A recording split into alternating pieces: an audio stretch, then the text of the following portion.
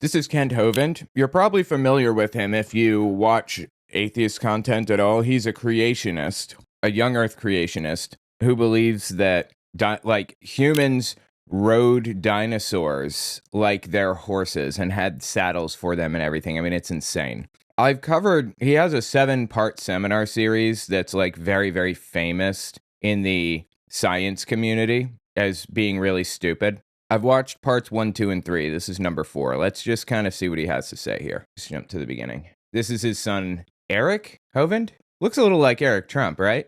Dr. Hovind taught science for 15 years. Then he got his PhD in education. He's always had a love for teaching.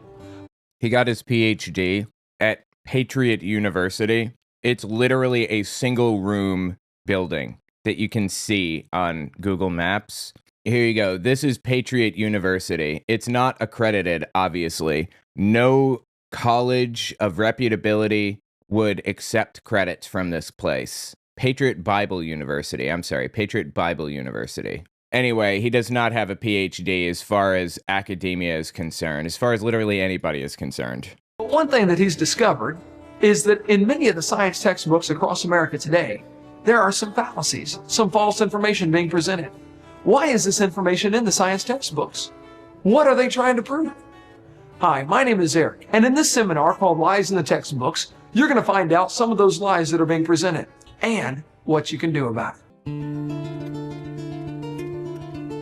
Oh my God, the music. A lie can influence lies in the textbooks. Well, welcome to our seminar on lies in the textbooks. My name is Kent Hovind. I taught high school science for 15 years. And now since 1989, I've been doing seminars on creation, evolution, and dinosaurs. Hey, I was born in 89. And our goal is to strengthen your faith in God's Word. Now, this is not my wife. That's just a picture of her. Live in Pensacola, Florida. Been there 16 years. Have 3 children, 1 of each. And I got them all married and the dog died. Praise God, so I'm home free. And as we mentioned earlier, we have 4 grandkids so far, and that's God's reward for not killing your own kids when you thought about it. So we got a whole tribe, and they all live right. Well, okay, I think after this seminar happened, he made millions and millions and millions of dollars. And he's this sovereign citizen type of person and believes that you shouldn't have to pay taxes. So he just literally never filed taxes for 30 years. And the IRS came after him and basically said, you need to give us the millions of dollars in taxes that you owe us. And he said no, he absolutely refused. And it turns out he was doing what's called structuring. Basically, it's this illegal loophole that's used by mobsters all the time and stuff to avoid taxes and stuff. And it's against the law to do this structuring, to basically withdraw money from the bank in amounts lower than $10,000 so that it doesn't have to be reported to the IRS.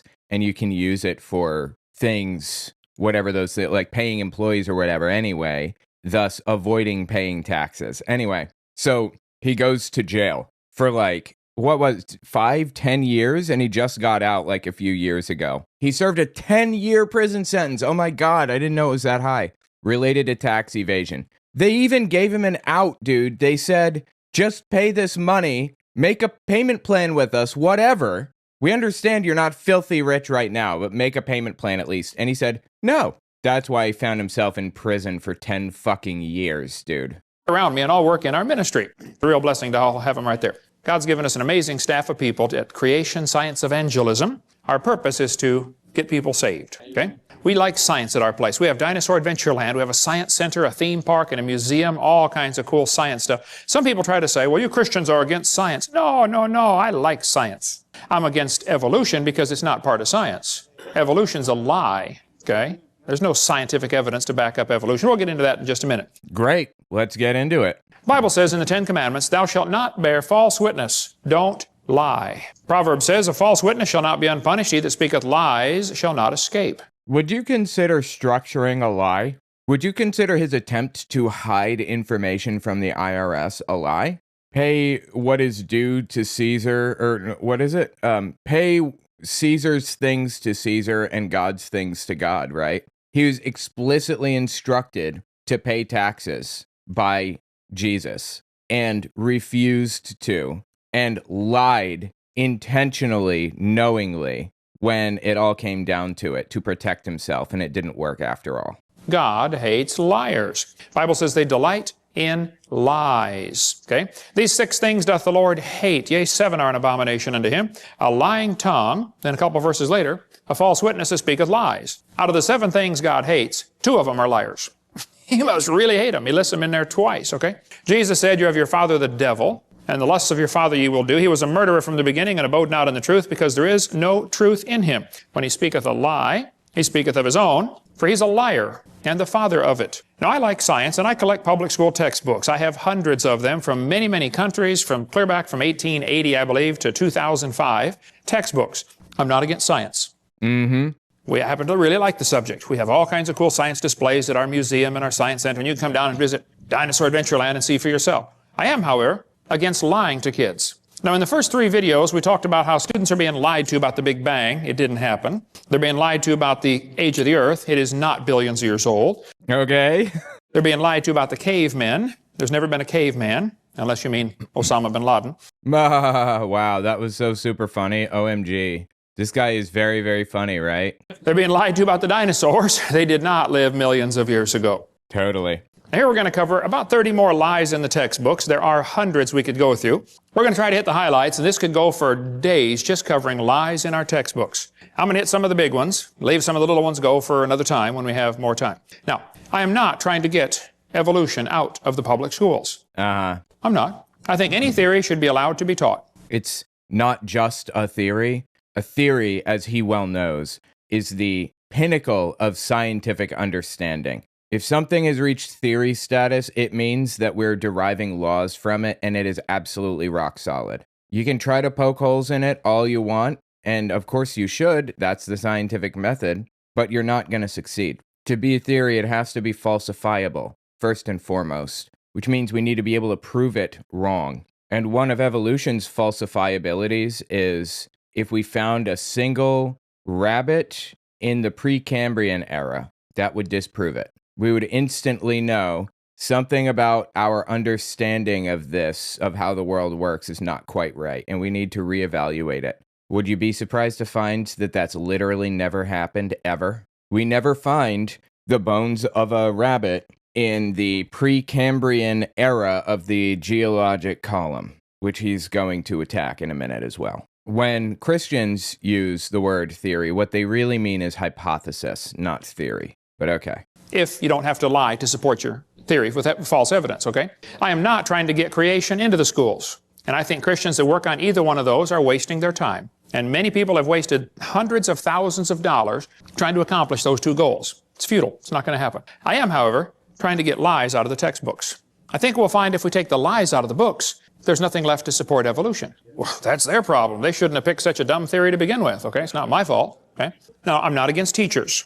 My mother was a godly woman, led my dad to the Lord on their first date. She retired from teaching public school years ago. Been in heaven now for about 7 years. My brother led me to the Lord. He just retired last year from teaching public school. Dude looks like a shithead. Look at him. All of them, they look like shitheads, right? His sister seems like she looks nice, at least. Like she's not absolutely insane like Kent Hovind is, but he looks like a complete douchebag. School after 34 years. There are many good godly teachers in the system. There are many good godly principals, many good godly school board members. I'm not against schools. I'm not against school boards. I'm not against teachers. I'm not. He just harasses people constantly. There's a reason he felt the need to address this, obviously, because people recognize that he's a douchebag to people. Against textbooks. I'm against lies. Okay, let's just keep it in perspective. Is there anybody here that thinks teachers or textbooks should be allowed to deliberately lie to students for any reason? And I mean deliberately. They might be lying and not know they're lying, okay? But if they're deliberately lying, that shouldn't be allowed, should it? Okay? Wisconsin has a law that requires textbooks to be accurate. So does Alabama. Textbooks shall be adequate and current, up to date, okay? The latest information. Texas has a law that says instructional material shall be factual. Go Texas, okay? Florida has a law that requires accuracy of instructional materials, and the commissioner is responsible to remove books that are not accurate. Well, commissioner, do your job, okay? Watch this video and remove the books that are not accurate. It's just simple. Dude, I was curious because it says Dr. Dino in the bottom right corner here. I just want to see like what Dr. Dino is all about. drdino.com, where God gets the glory for his creation. Book a stay. It looks like it's probably WordPress. Let's see. No, maybe not. Interesting. He's got a map and everything on here, huh? Where is it? Where is it located? It's located in Pensacola, Florida, right? It looks like the Panhandle. I can't tell where it's actually located, but anyway. Wow, you don't charge people a single penny, huh? You got a big, gigantic turtle here? What suckers are still following this guy in 2025? Oh, look, it was custom designed by Cosmoikos? Never heard of it. It's so simple, okay? California says textbooks shall be factually accurate and reflect current and confirmed research, okay? Minnesota says a teacher shall not deliberately suppress or distort subject matter. Yeah, sure, hey there, fella, you betcha. The problem is, none of those states enforce their own laws. Of course, he's completely lying. I don't know if Tennessee here has a law that requires textbook accuracy. They ought to if they don't have one. If you don't have one, pass one. This is a textbook from about 100 years ago. It says, God created the heavens and the earth in 6 days. Prayer is a duty, but it's vain to pray without a sincere desire of heart. God governs the world in infinite wisdom. You believe that's a public school textbook? Well, here's one today. Evolution is fact, not theory. Birds arose from non-birds and humans from non-humans. No person who pretends to any understanding of the natural world can deny these facts. Wow, something's changed. Actually, I was at Chickasaw, Oklahoma a couple of weeks ago. It's supposed to be a debate, but none of the professors would debate me. It was supposed to be a debate, but nobody would debate you. Well, it sounds like it wasn't supposed to be a debate then, right? Is it just me? Also, this bit about getting lies out of the textbook, this is a very clever propaganda line of attack. Creationism, he's obviously supporting creationism here, right? He's obviously promoting it and trying to convince people that creationism is real and trying to get kids to believe creationism is real. So what's the point in him saying he wants to get this stuff, get lies out of the textbook or whatever, get lies out of the textbooks? The idea is he's not trying to wage a war, a full war on evolution exactly. He's just trying to chip away at the existing infrastructure. It's a really clever way of getting what he wants. So they scheduled an evolution seminar 2 days after I was gone. They let me come speak on creation. The student group got me in there. Here's a poster they put up right next to my poster. The poster was inviting people to come to the evolution seminar. Interested in evolution? Well, come on down. Evolution lecture with Dr. Mather and Dr. Ray. It says, hear both sides of the issue. Well, we invited them to debate. They could have heard both sides altogether. Well, they chose not to do both sides together. See how that works? People have choices. Again, propaganda. He is very, very good at propagandizing and lying. I've got to give it to him. Here the kids get 9 months of evolution teaching. I come in for 2 hours and they panic. Because it's all lies, of course. As we'll see in a minute. He's just pretending to be a victim here instead of getting to the point. And they got to say here both sides. Both sides. You're not going to present both sides. You're going to present one side. No, you're presenting one side. They are presenting the other side. If they come to your side, they should come to the other side. That's the point, and he knows that. This is all lies all the way down. Didn't Jesus say something about not lying? Didn't he literally just talk about that? Just now? The evolution side, which is what they already got for 9 months. They don't want to hear it. I think they said 20 people turned up, 15 of them are from the Baptist Student Union, just to see what the teachers would say. Okay? Hey, good. At least it's kind of cracking their skulls, getting in there somehow. They hear both sides. Their own textbook, there in Chickasaw, Oklahoma, has 1/4 of the book, one entire unit devoted only to evolution teaching. Well, it's a pretty big deal. Nothing about creation. Evolution's a dying religion surviving only on tax dollars. It's dead. This textbook has over 100 pages where evolution is talked about. There's not one single mention of creation. So don't tell me they want to hear both sides. They don't. You wanted them to hear the other side. They are providing the other side counter to yours. Obviously, Kent Hovind's side is psychotic bullshit. There isn't a grain of truth to any of it. And it's been litigated and adjudicated countless times in lawsuits. The Scopes Monkey trial and the Intelligent Design trial in, I think, 2005. I can't believe we succeeded in getting that one. Considering who was the president at the time. But anyway, the point is that this has been litigated into the ground, and Kent Hovind must know he's completely full of shit here. There's no way he doesn't know that. Don't, okay? They want to present one view only. It's called indoctrination, not education. Now, this is a chart. So are you out there teaching about evolution then? Like actual evolution? Teaching both sides, right? He just said teaching them one side is indoctrination. Is that what you're doing? Showing how the atheists feel that the different states are doing with the teaching of evolution. They think you folks in Tennessee are doing a lousy job of teaching evolution to your kids. Go Tennessee, all right. Hey. Okay. They think the folks right over here in North Carolina are doing a good job of teaching evolution. Well, North Carolina folks, get on the ball. Turn your state red by the next time they do this survey, okay?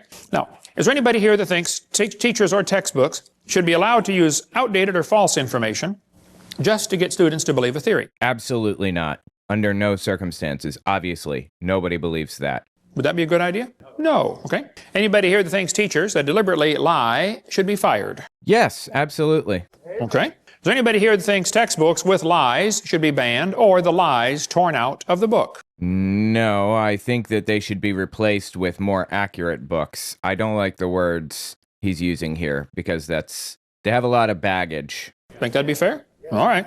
Well, buckle up. Hang on. Let's go. It's always amazed me how two people can look at the same thing and come to opposite conclusions of what they are looking at. You know, two people can look at Grand Canyon. One of them believes in evolution. He looks at the canyon and says, wow. Evolution, by the way, is not something that you believe in. It's something that you accept because it's real. It's a realistic representation of reality. So you either accept evolution or you reject evolution. Look what the Colorado River did for millions and millions of years. The Bible-believing Christian stands there, looks at the same canyon, and says, wow, look what the flood did in about 30 minutes. Now, how was that canyon formed, huh? Textbook says over millions of years, the Colorado River carved the Grand Canyon from solid rock. Oh, now hold on a second, okay? It's a fact the Grand Canyon exists. I've been there a bunch of times, studied. I taught earth science for 15 years. I love studying Grand Canyon. I bet. There are two interpretations of how it got there. No, there aren't. There are not two interpretations of how it got there. There is one correct understanding based on evidence, and then there's what you have. The evolutionists will say it formed slowly with a little bit of water and lots of time, like, billions of years. The creationists will say, no, it formed quickly by lots of water and a little bit of time. Yeah, and one of them has literally years invested in study and research and understanding, and the other is some fucking asshole from Patriot Bible University. Okay, which one is more qualified to make a statement on how this happened? Obviously, it's the dude with experience. Unless you think, say, a 16-year-old is qualified to talk on, I don't know, nuclear energy and how to build a nuclear power plant, and he's just as qualified, the 16-year-old, as a nuclear engineer who's been in the field for 30 years. Experience and knowledge either matters or it doesn't matter, right? Experience and knowledge matters because science is the understanding or the process of gathering knowledge. To know is what it means, literally. Science means to know. You don't know, Kent Hovind. You don't know. And you're claiming that we should believe you when you have no fucking clue what you're talking about. We should believe you over a nuclear scientist in the field for 30 years. I'm sorry, I reject that. I think that's dumb as dog shit. Like a big flood in the days of Noah. And the guys who believe in evolution are always trying to erase the line between their interpretation and try to include it as if it is part of the fact. No, it's just your interpretation, guys, okay? This textbook says, the Colorado River has cut through layer upon layer of rock over millions of years. Well, now hold on a minute. This textbook says, the Colorado River cut through 2,000 meters of rock, exposing sediment layers like huge pages in the book of life. Scan the canyon wall from rim to floor and you look back through hundreds of millions of years. I don't think so. I was in a debate one time and this atheist said, Hovind, you're so stupid. Don't you know it took millions of years to carve the Grand Canyon? I said, well, sir, there's a couple things you ought to learn about Grand Canyon. If you built a dam across Grand Canyon, a huge lake would fill in behind it, covering. If you built a dam behind the Grand Canyon, I'm not sure I understand what he's talking about here. Just a reminder, I would really appreciate it if you guys checked out my Patreon. If you're not going to donate, you don't have to, but follow me there at the very least. owenmorgan.com/Patreon. Just in case something happens with the government or whatever. it would be really good if you had some way to connect with me and my content. I'm really concerned about that. And maybe you should consider that for other creators too. If you built a dam across Grand Canyon, a huge lake would fill in behind it. Oh, because there's a river running through it. Is that what he's saying? Okay. So if you dam the river, it would just fill the Grand Canyon. Okay. Covering several states, okay? I mean, I'm making a lot of assumptions here. I don't think this is true, but whatever. I mean, take a lot of dirt to build a dam, but if you could build a dam across that canyon, you'd have a really big lake. Actually, some of the water from Wyoming drains through the Grand Canyon. It has a huge drainage pattern. There's a picture of it, satellite false color image. You can see Grand Canyon right there, a big gash right across. FYI, this dude is known for creating false images, like fabricating fake photoshopped images. It's a lot of F sounds. So don't believe anything he puts in here by default. Like literally a single thing, nothing he puts in here should be trusted. Across a ridge in the mountains. You folks in Tennessee know what a ridge is. Not really a mountain, just big long ridge, okay? I've flown by and taken lots of pictures. I asked the pilot one time, I was going, I said, man, are we going near Grand Canyon? He said, yeah, about 100 miles. I said, can you get permission to, divert and go closer? He said, let me see what I can do. This must have been a private plane, right? There's no way in hell a commercial plane would have diverted their route to go over the Grand Canyon, even before 9/11. No way. He got permission. We flew right over the top of the canyon. I'm taking pictures like crazy, Love studying Grand Canyon. Actually, it's a bunch of useless real estate. I mean, what would you do with it if you had it, You can look at it and then go home. That's about it. But, I mean, you can't plow it, that's for sure, and you don't want your cows playing out there. But I said to this professor, I said, sir, there's a couple things to consider about this canyon. I said, these two red lines indicate what's called the snow line, okay? Between those two red lines is a ridge that gets about 6,900 to 8,500 feet above sea level. Now, the river enters the canyon at the far right over there at 2,800 foot elevation. The river flows downhill for 270 miles. Comes out the other side. If you look at it from a side view, a schematic view, it'll look like this. The river comes in 2,800 foot elevation. The ground rises up while the river goes down for 270 miles. Okay, I'm not sure I understand what point he's getting at. One more time here, just... The ground slopes up to the top of the Grand Canyon. Colorado River enters the canyon at 2,800 foot elevation and runs downhill. Okay. 2,800 foot elevation. The ground rises up while the river goes down for 270 miles. I said, now, sir, there's a few things you ought to consider about this canyon. I said, did you know the top of Grand Canyon is higher than the bottom? He said, obviously. I said, sir, did you know the river only runs through the bottom? He said, well, yeah. I said, sir, did you know the top is higher than where the river enters the canyon by over 4,000 feet? He got a dazed look on his face like a calf looking at a new gate. I said, sir, did you know rivers don't flow uphill in Tennessee? There's no delta. Where's the mud that washed out of Grand Canyon? Nobody has a clue, okay? That river did not make that canyon. Grand Canyon's a washed out spillway. There used to be two big lakes, Grand Lake and Hopi Lake. The lakes are long gone. Okay, let's find out. Let's see if we can get some info on this. The no delta claim. The Colorado River does have a delta, it's just not where Hovind wants you to look. The Colorado River historically formed a massive delta where it emptied into the Gulf of California, the Sea of Cortez, in Mexico. The delta is about 3,000 square miles. The reason many people don't know about it is the modern water diversion, dams, irrigation, means the river now rarely reaches the ocean with significant flow, so the delta is largely dried up. But sediment cores and geological evidence clearly show it exists. The uphill flow claim. This is based on a fundamental misunderstanding, possibly deliberate, of geology. Hovind points to the Kaibab upwarp, an elevated section of rock that the canyon cuts through, and claims the river would have had to flow uphill. The problem is the upwarp happened after the river was already there. Here's the actual sequence. 1. The Colorado River established its course on relatively flat terrain. 2. Tectonic forces slowly uplifted the Colorado Plateau over millions of years. 3. As the land rose, the river kept cutting downward, a process called antecedent drainage. And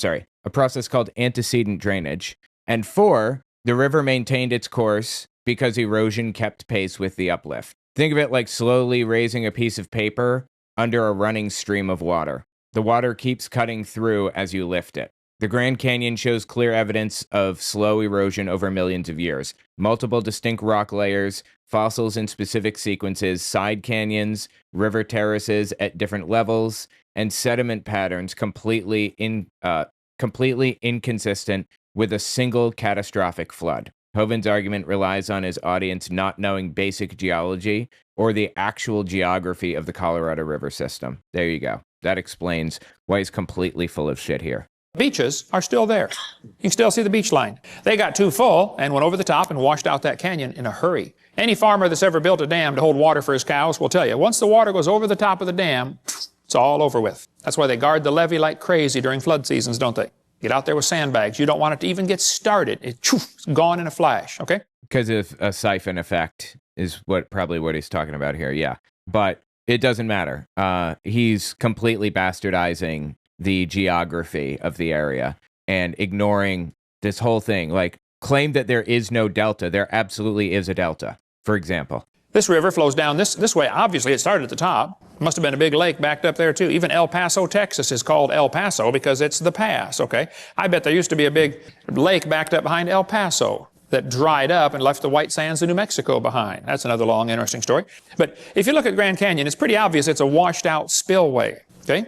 Almost all rivers around the world come together at what's called acute angles, less than 90 degrees. I mean, the rivers merge and keep going the same, general direction. If you look at Grand Canyon, the rivers on the lower left are indeed merging at acute angles, less than 90 degrees. But if you look at the upper right, the rivers are flowing backwards. Why would they do that? The rivers run backwards, hit the main channel, turn around, and come back out the other way. It's called a barbed canyon.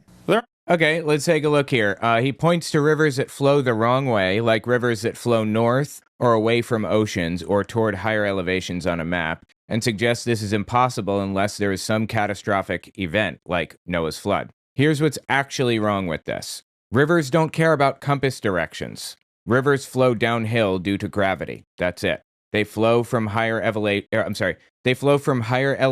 to lower elevation, regardless of whether that's north, south, east, or west. He cites the Nile River flows north, but northern Egypt and the Mediterranean coast are at lower elevation than southern Egypt and Sudan. Gravity works just fine. And the Mississippi flows away from the Atlantic. It flows south to the Gulf of Mexico because that's downhill from its source. The fact that it's not flowing east to the Atlantic is irrelevant. Hovind seems to confuse north with uphill, or assumes rivers should flow toward the nearest ocean, but elevation and compass direction are completely independent. A river flowing north can absolutely be flowing downhill if the northern destination is at a lower elevation. Again, it relies on geographic ignorance, hoping people will conflate directional flow with elevation without actually checking topographic maps.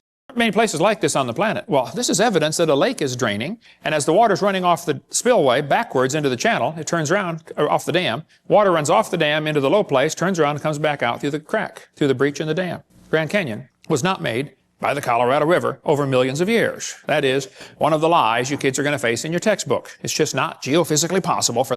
It absolutely is. I mean, I just went through it. Like, everything that he just said was a lie. Rivers have deltas. Rivers flow from north to south or south to north, and it doesn't matter because what matters is whether it's flowing downhill.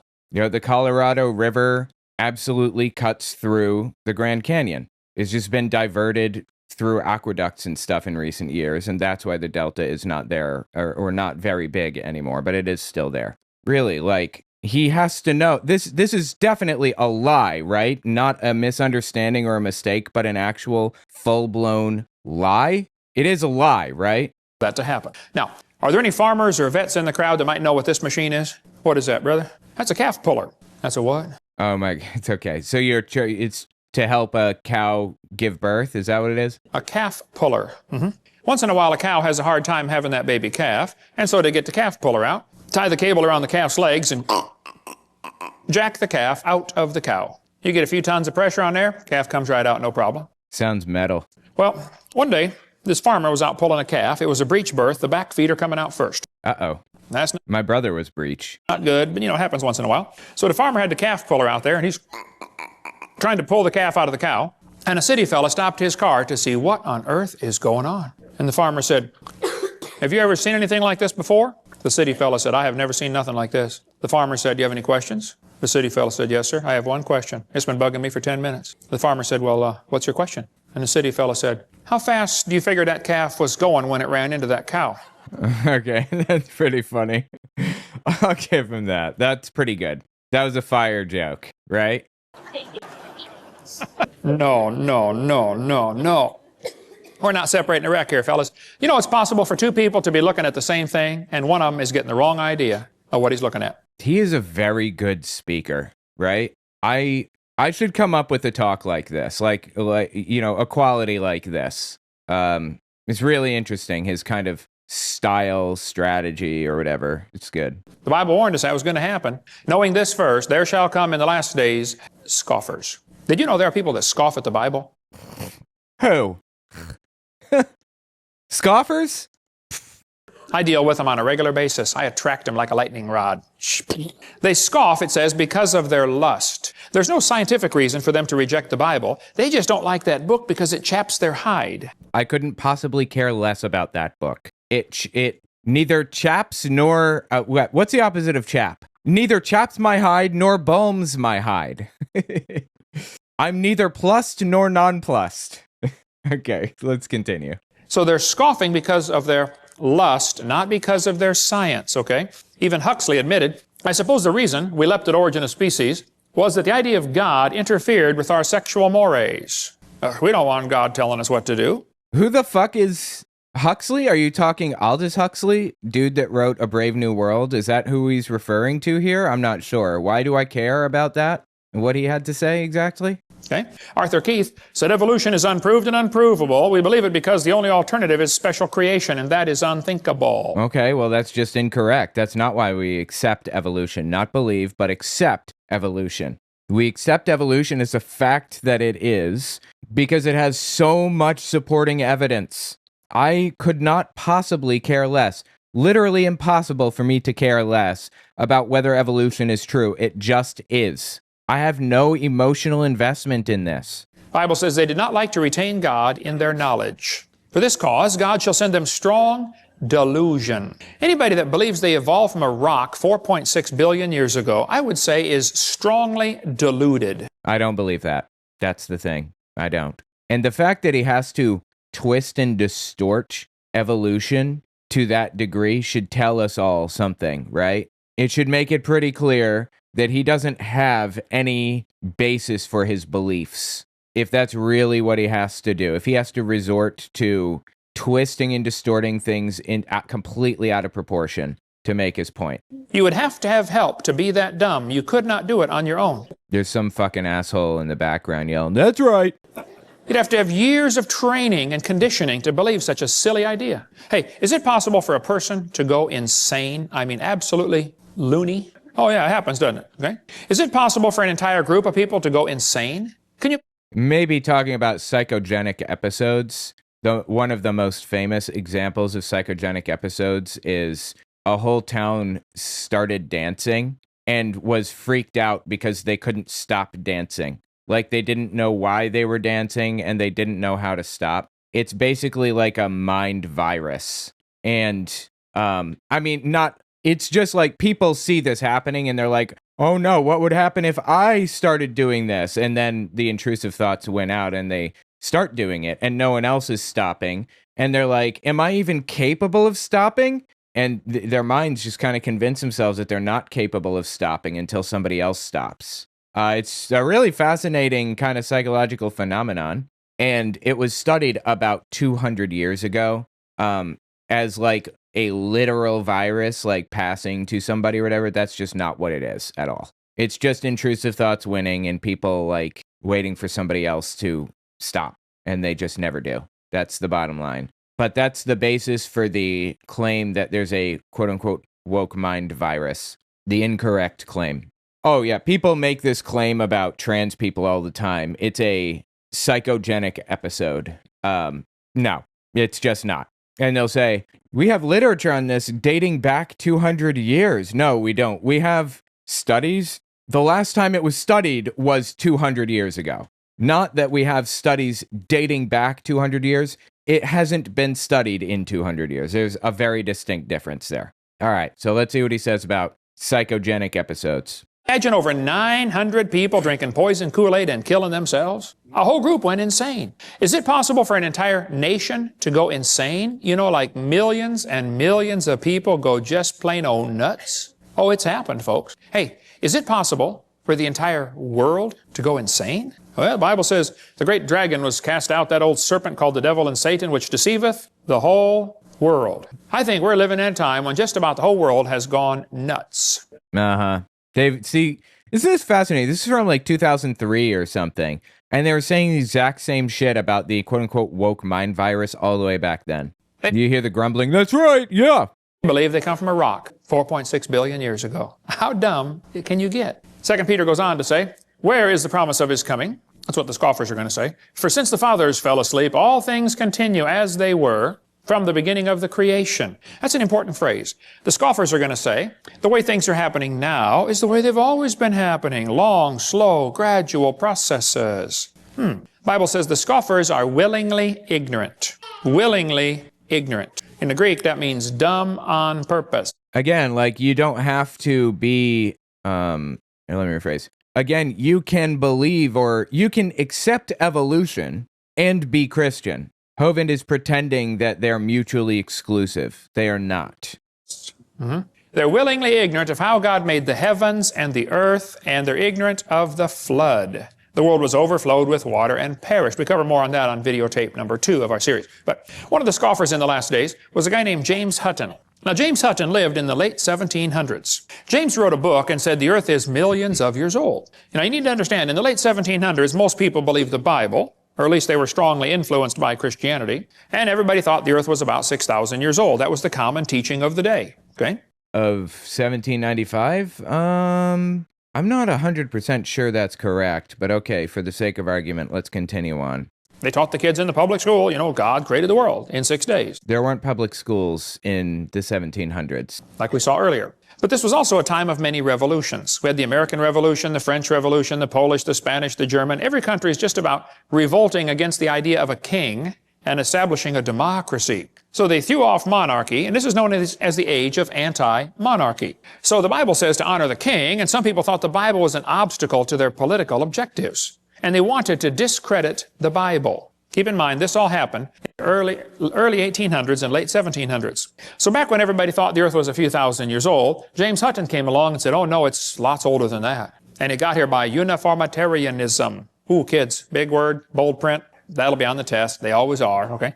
Uniformitarianism means the present is the key to the past. No, James, I think the Bible's the only perfect key to the past. But during this time frame, the Christians, instead of fighting against this new teaching of millions of years, they swallowed it. The Christians accepted the idea of a gap theory or day-age theory or progressive creation. They just accepted millions of years right into the Bible when it's obvious to anybody with half a brain and one eye reading the Bible that it does not teach the earth is millions of years old. This dude unironically believes that there is that there was an ice barrier around the earth, and this ice barrier, melted, and that's what caused all of the rain during Noah's flood. Seriously, the shit that this guy believes is absolutely unglued from reality completely.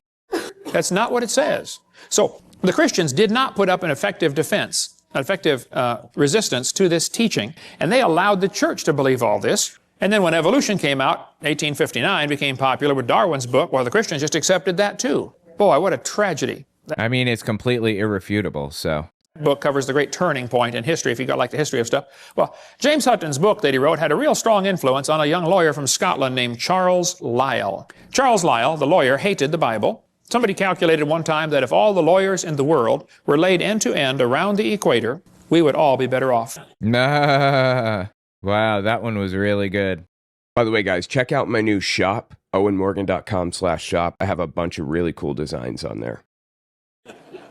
Charles Lyell in 1830 wrote this book right here, Principles of Geology. I've got it here on the table. You can come take a look at it. It's all marked up. In this book, you can see his hatred for the Bible kind of ooze off every page. He kept calling it ancient doctrines. He said, oh, you have a scriptural authority. He was mocking them, okay? He called a religious prejudice. He said, men of superior talent, he's talking about himself, who thought for themselves and were not blinded by authority. He used every opportunity he could find to mock the scriptures. And kids, you won't have to go to college very far before you're going to run into a professor that has this mocking attitude toward God's Word. How many of you had one when you went through school? Oh, and I bet everybody raises their hands, right?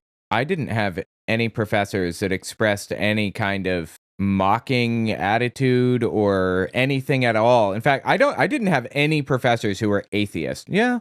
That's not true. I kind of weaseled it out of one of my professors in college, and he finally like kind of admitted to me, quietly, but he never like pushed his personal views on anybody. Because people are afraid to, because Christians are fucking violent nutcases sometimes. Seems like their whole goal in life is to destroy your faith. I had a bunch of them when I went to school. They just wanted to destroy your confidence. Well, Charles said his goal was to free the science from Moses. What do you suppose he meant by that? Well, before Charles Lyell wrote his book, everybody looked at the geology, looked at Grand Canyon and said, wow, look what the flood did. He didn't like people interpreting Earth's history in light of the Bible. He wanted them to interpret Earth's history in terms of millions of years. Lyell is the primary guy responsible for inventing what today is known as the geologic column. How many have ever heard? Ooh, here we go. Buckle up. We're going to have a bunch of lies about the geologic column. Ready?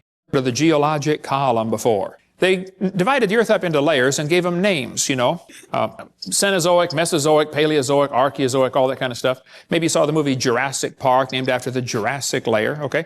Each layer of rock was given a name and an age and an index fossil. Now keep in mind, all this was done in 1830 before there ever was a carbon dating, potassium argon dating, rubidium strontium dating, lead 208, lead 206, uranium 235, uranium 238. None of those had even been thought of. So they didn't determine these great ages by any radiometric decay method. They just picked the numbers out of the clear blue sky. So he's saying, I'm trying to understand, he's saying that people picked, or just like at random picked years of like when the all right, hang on. Geologic column, index fossils, radiometric dating, picked dates out of the clear blue sky. All right, so here's how it works.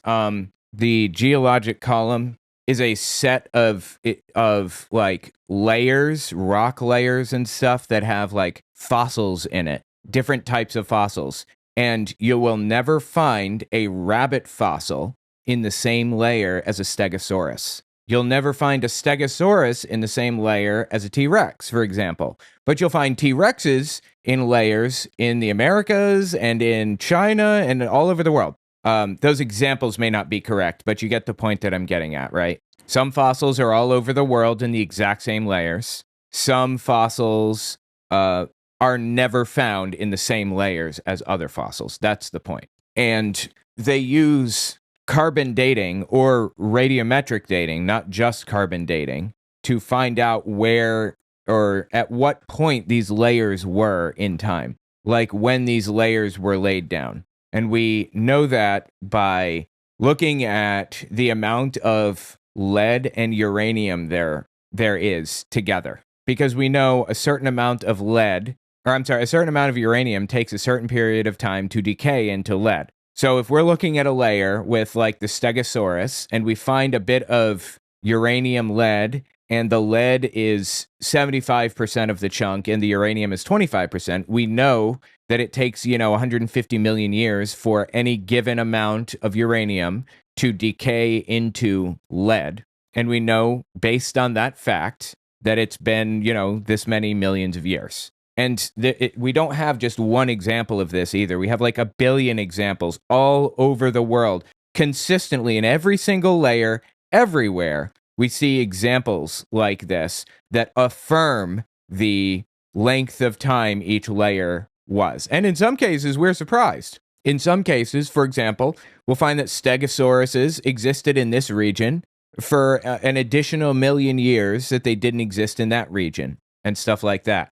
Hang on. That's all from memory. Let me look it up now. The geologic columns, this is from the internet. The geologic columns relative order was established in the late 1700s and 1800s before radiometric dating, which came in the early 1900s. Yes, geologists initially didn't know the absolute ages in years. That's correct. Here's where Hovind misleads you. They didn't pick dates out of the clear blue sky. Here's what happened. 1. The sequence was based on observation, not guessing. Geologists observed what rock layers were on top of others, or which rock layers were on top of others, superposition, which fossils appeared in which layers, and how these patterns were consistent across different locations worldwide. They built a relative timeline, knowing layer A is older than layer B without knowing exact ages. 2. The sequence was established independently of any dating method, which actually makes it more reliable, not less. When radiometric dating was invented later, it confirmed the sequence geologists had already figured out. This is powerful corroboration. And 3, early age estimates weren't random. They used methods like sedimentation rates, erosion rates, salt accumulation in oceans, cooling rates of Earth. They weren't perfect, but they weren't clear blue sky guesses, and they were affirmed and made more accurate later on by radiometric dating. And also there's carbon dating, which is, I think it's a form of radiometric dating. Now that we have an understanding of roughly how old each layer is, we, through, radiometric dating, through, through sedimentation rates, erosion rates, salt accumulation in oceans, and so on and so forth, we can look at the amount of carbon that's in the bones of, some of the fossils or in some of the organic material in there. And we can compare it to periods of known levels of carbon in the atmosphere. Like we know for a fact that this many parts per million of carbon was in the atmosphere 100 million years, or no, I'm sorry, not 100 million. Say 20,000 years ago. I think that's the limit of carbon dating, about 20,000 years. And we can use that to determine roughly how old a fossil is. Carbon dating. We pull a fossil out of the ground, we do carbon dating on it to see how much carbon is in it, compare it to known values throughout history, and there you have your answer. Again, carbon dating is not very accurate. It's okay. It's better than nothing, certainly. But radiometric dating of uranium lead or argon strontium or whatever is way more accurate, way preferable. And it's like a billion different dating methods all combined. Salt accumulation, cooling rates, everything all comes together. But okay, continue to lie to us, Kent. 235, uranium-238, none of those had even been thought of. So they didn't determine these great ages by any radiometric decay method. That's correct, yes. They just picked the numbers out of the clear blue sky. No, they didn't. They used sedimentation rates, they used salt in the oceans, they used cooling rates of Earth, and a number of other methods, dating methods, that's just made up completely. It's a fact the Earth has many layers of sedimentary rock. That is just a fact. You can see them all over Tennessee here. How'd they get there? Well, there are two interpretations. One group says the layers formed slowly over millions of years. The other group says, no, these layers are all from the flood in the days of Noah. And again, they're always trying to erase that line between the two and make their interpretation become part of the fact. And it's just not, okay? It's just their interpretation, that's all. The geologic column is actually the Bible for the evolutionist. The only place you'll ever find it is in the textbooks. It doesn't Please, dude. The geologic column doesn't exist. Really? exist. This guy admits it. He said, if there were a column of sediments, unfortunately, no such column exists. Did you know there is no geologic column? Nonsense. If there was, it'd be 100 miles. It doesn't exist. It would be 100 miles thick. I don't understand. What are you talking about? It's one of the lies in the textbooks. And actually, all of evolution is based on this lie right here. No, it isn't. This is one of the most serious ones, in my opinion. It's true the Earth has layers. That's not the question, okay? How did they get there, though? I mean, if that... Right, if the layers exist, then you're saying that the geologic column exists, right? Why don't we find a rabbit in the Precambrian era? Why don't we ever find, a Stegosaurus in the same layer as a T-Rex? I'm not even sure if that's accurate. Hold on. Let's see if we can find out real fast. Yeah, no, they didn't live together. They were separated by 80 million years. Why don't we ever find multiple types of creatures in the same period of time? Why don't we ever, why don't we ever find elephants and brontosauruses together? It's just nonsense. Layer sat there for 10 million years waiting for the next one. Don't you think it's going to rain once in a while in 10 million years? Why are there no erosion marks between the layers? Hold on. No erosion marks. Let's see. Yeah, this is just flat out false, I guess. There are erosion marks. What is he talking about? The Great Unconformity. This is one of the most dramatic erosion surfaces on Earth. It represents roughly 1.2 billion years of missing rock record. You can literally put your hand on the contact between 1.7 billion year old Vishnu schist, metamorphic basement rock, and 525 million year old Tapiat sandstone sitting directly on top. The erosion is so obvious that tourists can see it. The surface is irregular, weathered, and shows clear signs of ancient erosion. Disconformities within the layered rocks. There are multiple surfaces showing ancient river channels cut into lower layers, weathered, oxidized surfaces, karst topography, dissolved limestone creating caves and irregular surfaces, and paleosols, or ancient soil layers. The Redwall limestone has karst features, caves, sinkholes, and dissolution features visible today. So this is just like a lie. This is just a flat-out, bald-faced lie. There are erosion marks between the layers. Don't you think it's going to rain once in a while, in 10 million years? Why are there no erosion marks between the layers? There are. Why are they stacked on top of each other just like a stack of pancakes? And by the way, why are there no soil layers between the rock layers? I mean, soil builds up on top of rock. Don't you think there'd be some soil built up once in a while? Look, if you get a Like, this is all just flat-out lies right here. jar of dirt and rocks and gravel and sand and mud and shake it up and set it down, it settles into layers for you in a few minutes. Doesn't take long. How many seen those things you buy at the mall with 2 pieces of glass and different colored sand in between? You know, you flip it over and it makes all kinds of layers just in a few seconds. It doesn't take long. I was preaching years ago in Union Center, South Dakota. Now, Union Center is right there. Now, hang on. I'm sorry. There's one more claim he made that I want to debunk. The jar experiment is something he's been talking about for like years. In Hovind's jar, it sorts by density and particle size only. The Grand Canyon layers show sorting by composition, fossil content, depositional environment, and time, not just size and density. If you took the contents of the Grand Canyon, here's the point, and shook it up, it would not organize into the exact, not even to layers even approximating, not even close to what we have right now in the Grand Canyon. It would look completely different because the density is different, because there are fossils at different layers and you never find them anywhere. Like, you don't find them anywhere near each other, not even close to the same layers. This is just a flat out lie. Again, like, the number of lies this guy tells is wild. Anyway, let me know what you think about it in the comments. Absolutely nuts.